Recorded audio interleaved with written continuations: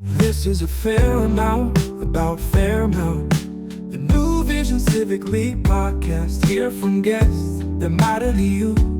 Real people, real talk, real facts. Hello, neighbors. I'm excited that you get to spend some time with Rick Tatnall. I've had many conversations with Rick. We've sat on the porch, talked about a lot of things over the years, but I'm particularly excited about what he's bringing to the table today because I think it's something that we do not talk about enough.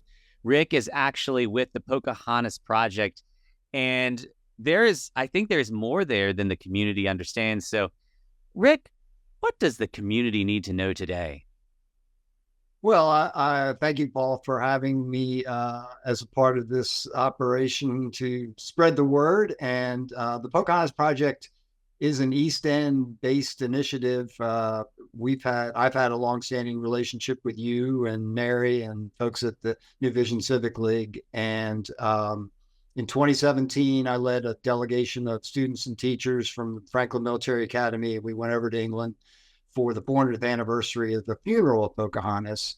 And I came back very inspired by the historic icon of this woman who very few people know much about. There's no history, only one picture of her during her lifetime.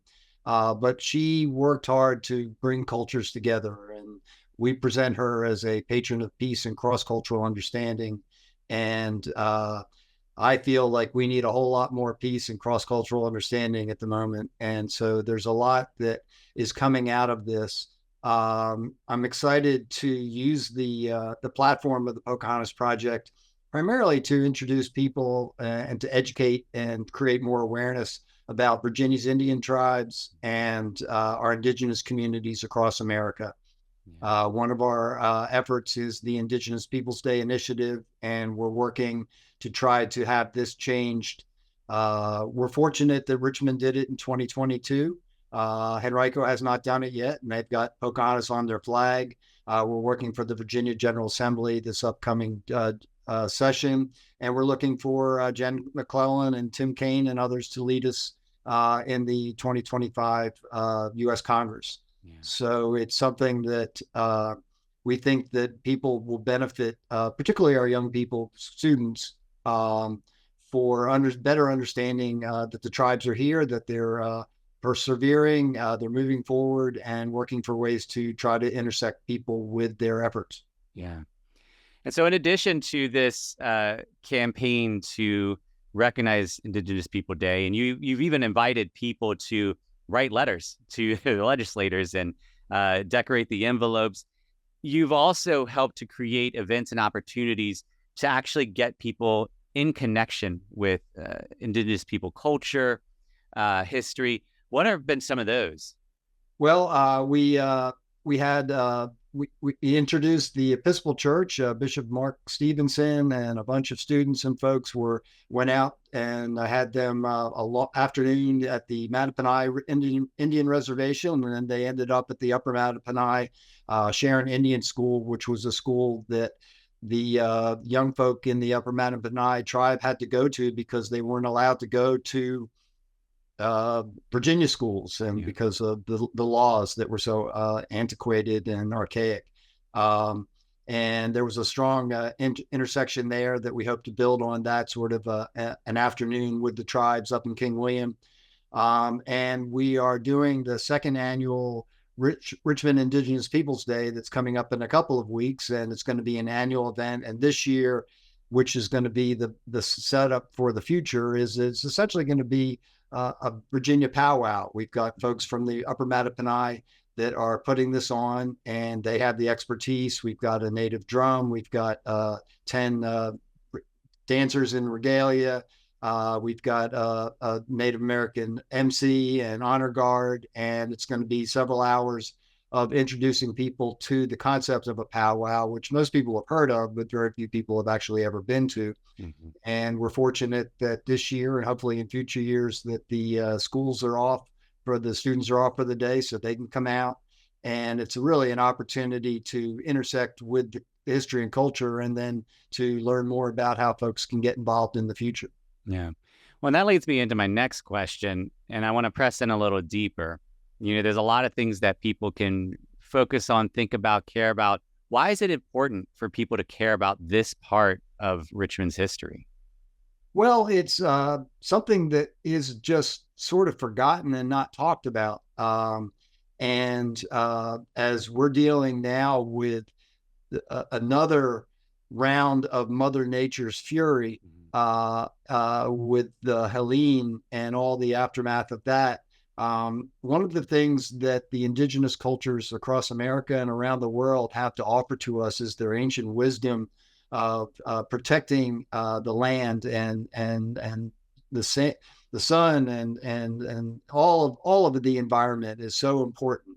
The Iroquois back in the 1200s had the seventh generation principle, which basically said that folks, all decisions need to have a consideration of how seven generations down the road are going to benefit and be impacted by this.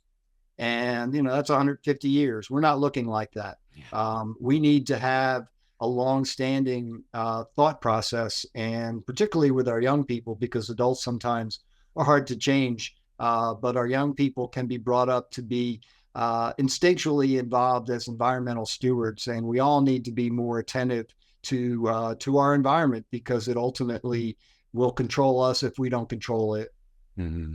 Yeah. But I think too, like you said, people are familiar with the concept of a powwow, but the reality is most people, their interactions are likely more stereotypes in media or in conversation. As you have learned more about Indigenous people culture, what is something that you've learned that you've really appreciated? Well, I think, and this ties into the concept of what you're trying to do with this podcast. They are tight-knit communities that work together and support each other. And we, particularly in Virginia, but America and Canada and around the world, Indigenous cultures they've just been disregarded. Yeah. And they've always been around, but you sometimes didn't know it. And the reason that they're still there is because they are connected within their community. It's not just families, it's a community concept that brings everybody up. And I think that really everything that I've been doing and the Pocahontas Project is an important component of that, is trying to inspire people to be more engaged in their day-to-day community activities, and to recognize that their neighbor who may be next door and maybe 5 blocks away and maybe 10 miles away, that we all need to be more intersected with each other's needs, and that's really going to become more and more important as the complexity of life continues to spiral somewhat out of control. And I see this in the tribal communities. It's just so evident and very strong and powerful, and it hits me in my heart. But it also, from a head standpoint, it just makes sense that we're a pack animal. We need the pack.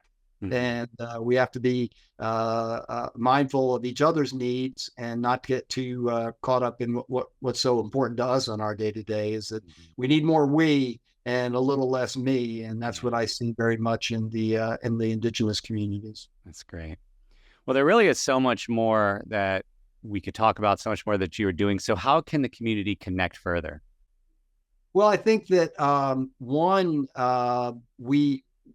we would love to engage people in the tribal communities in Virginia. We have 11 recognized tribes in Virginia. 7 of them are sovereign nations. They're federally recognized, and they're recognized as sovereign nations in the eyes of the U.S. government. And there are ways that the Pocahontas Project and what we're involved with can intersect people with the tribes, with their programs. 7 or 8 of them have powwows themselves, so there's a way to do that. But I think it's also a matter of how can we get schools and our after-school programs to be more aware and involved in some of the Indigenous community information and education that can be out there. It's very exciting and interesting, and really people are just so unaware that it's all new, and that's good for the tribes. And I think it's good for the education of our of our community, not just young people, but across the board, people of all ages. It's very important to me, and we've had a good relationship over the time, trying to strengthen our East End community. And I'd like to think that the East End will be a leader in our regional community and across the Commonwealth in leading forward and showing people how building community and intersecting with community is really the best way to go. Yeah, that's great.